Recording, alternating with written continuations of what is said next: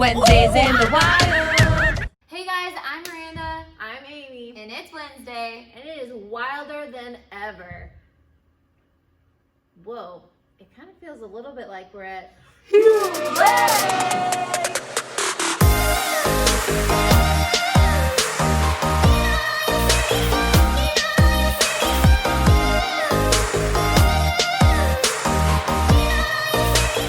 Hey guys, welcome to our next episode of Church in the Wild. We're so glad that you guys are with us. We have some really special guests today, some very special friends of mine. So this is so fun to be with them. These are my friends from Hume. I'm gonna have them introduce themselves and tell us a little bit about who they are and what they do. What's up, everybody? My name is Johnny Artavanis. I'm one of the camp directors up at Hume Lake. I oversee the high school and young adult camps. With Sarah, I'm married to Katie, and I love the Lakers and fried eggs. Thanks, Johnny. My name is Dallas Scott DeWitt. I have the privilege of working in Meadow Ranch, the junior high camp, and of doing that for about 6 years. And I do that, and I also do Hume International, which is anything we do overseas. I get to oversee that. Fun fact. He oversees the overseas. Fun fact about myself, I'm an animal lover, through and through. Insect.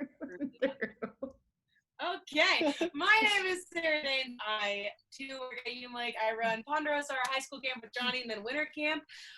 Super excited to be with you guys. My fun fact, I have a bunny rabbit. You can follow her on Instagram at Precisely Petunia. Wait, do you my plug? gosh. I didn't even know that. You plugged your bunny in there. Wow. Yeah, so what was your experience with church growing up, and did you have any misconceptions about church growing up? Yeah, my experience growing up in the church, I think is fairly standard for a lot of those who grow up in the church. It becomes like part of the tradition. I remember, you just go on Sunday and I would go on Wednesdays. I think potentially some of the misconceptions that I had about the church growing up would be that I thought it was I just thought it was something that Christians did. And there's truth in that, but I think that I missed out on why there was, like, what the goal was behind it and maybe what the mission of the church was. And I think my misconception about the church more so had to do with my misconception of what a Christian is. I think my misconception of what a Christian is that they hang out with other Christians exclusively, whereas now I'm realizing more and more, and as I continue to learn, that the church is a place where we can become more like Jesus, and it's something that's biblical, but yet it has a mission attached behind it, and that's to take the gospel to the world. And so my misconception was merely that Christians just hang out with Christians, and that's what the church was. I think I was in UK, so I grew up in South America for a long time. I'm a missionary kid. Johnny. And I think I was never really involved in a church that I understood. I was always going to Spanish church, and I hadn't learned Spanish completely yet, and so that didn't work too well. But no, still not.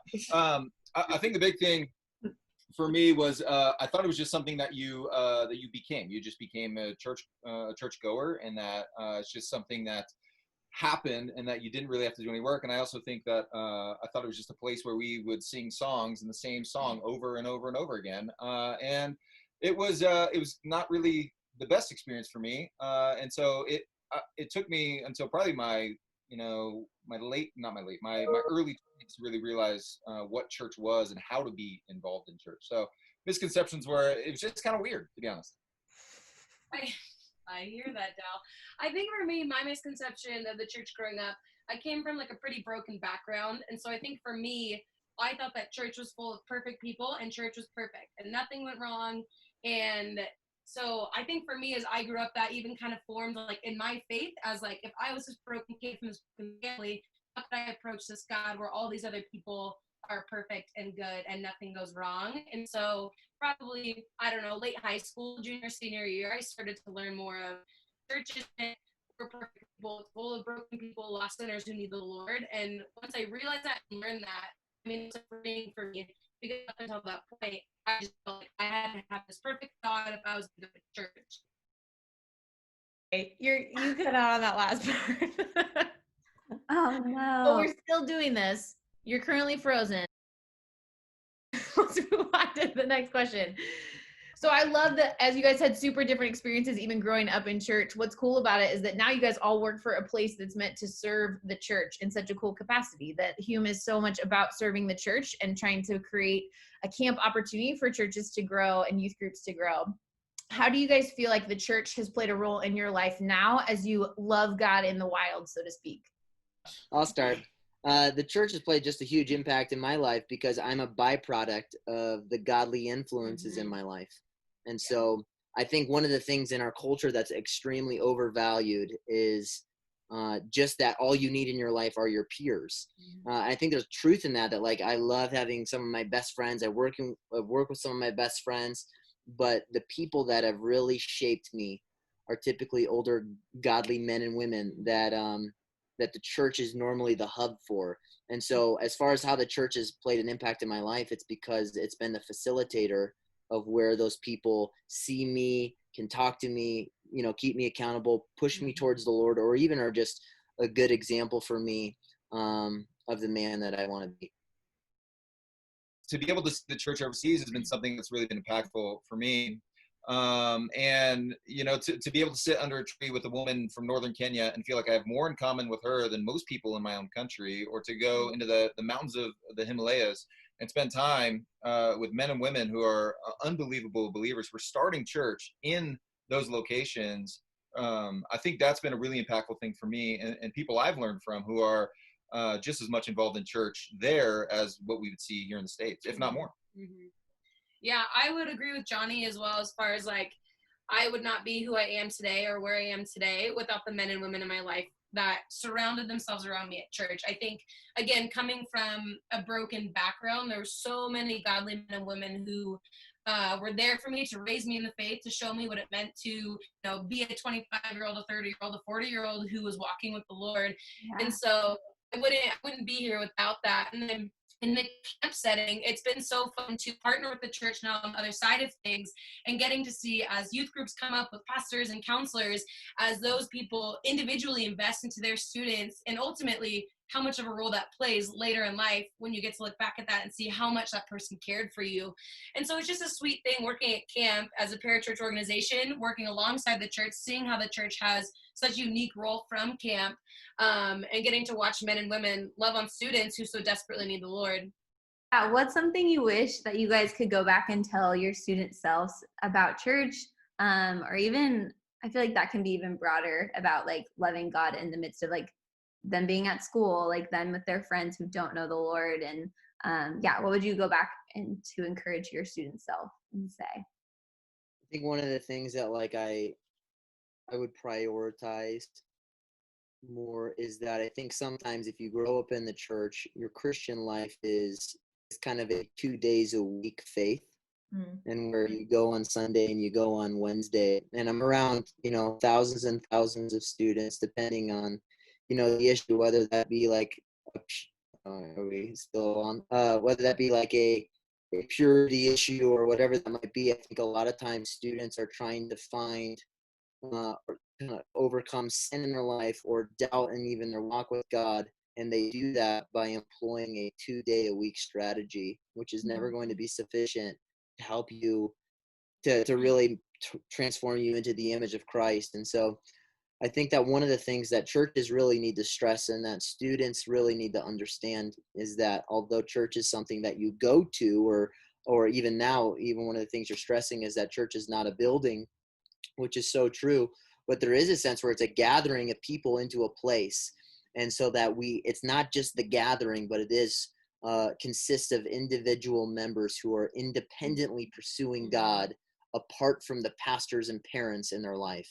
And until you are pursuing God outside of those pastors and parents, we won't, our walk with God won't be reflected in that same way. So I've been to know Scripture better, to take more time in Scripture and to understand it at an earlier age. I wish I would have done that. I think also to be more bold, whether it was at school or at church, just to be more bold in my faith. And I think that I walked cowardly pretty often, and it felt more like I was a chameleon at my high school than anything. And so man, if I could go back, those would definitely be two. And I think lastly, just to be involved in the church.